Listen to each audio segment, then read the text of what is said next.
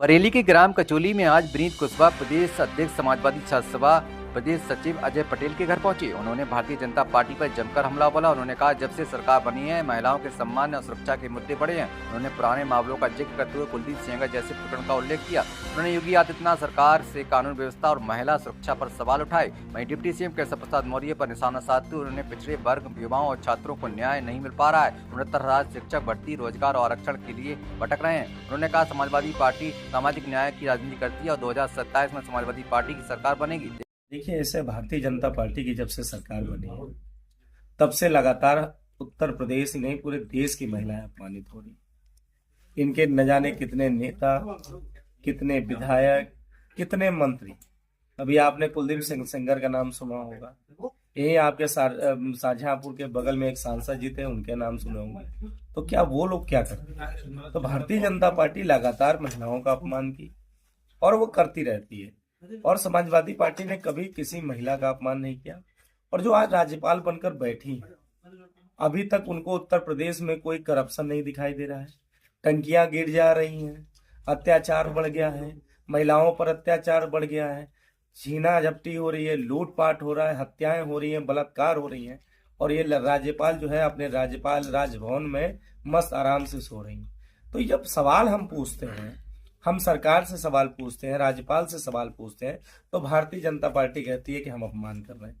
तो ये भारतीय जनता पार्टी की नीयत है और इस बार उत्तर प्रदेश की जनता देख रही है और 2027 में भारतीय जनता पार्टी को हटाने का काम करेगी और समाजवादी सरकार बनाने का। डिप्टी सीएम केशव प्रसाद मौर्य कहते हैं सपा सरकार में जमीनों पे कब्जे हुए हैं। केशव प्रसाद मौर्य की बात ना करें तो ठीक है, क्योंकि वो मंत्री नहीं है, वो लोडर है। उनका कोई काम नहीं है, उन्हें तो सरकार ने स्टूल पर बैठा दिया। आज तक केशव प्रसाद मौर्य की इतनी हैसियत नहीं हुई कि वो सरकार में रहते हुए पिछड़े वर्ग को न्याय दिला पाए, वो पिछड़े समाज के लोगों को सम्मान दिला पाए। आप बताओ कितने ओबीसी के लोग 69,000 भर्ती में छात्र पीटे जा रहे हैं। और ऐसा नहीं है, हर समाज के लोग हैं जो पिछड़े समाज के आते हैं, वो अपने आरक्षण के लिए, अपनी नौकरी के लिए दर दर भटक रहे हैं। तो केशव प्रसाद मौर्य की तो केवल एक हैसियत वहां चपरासी की है, चपरासी के अलावा कोई उनका काम नहीं है। केशव प्रसाद मौर्य केवल अनर्गल बयान देने के लिए रखे गए हैं, उल्टे सीधे बयान देने के लिए रखे गए हैं।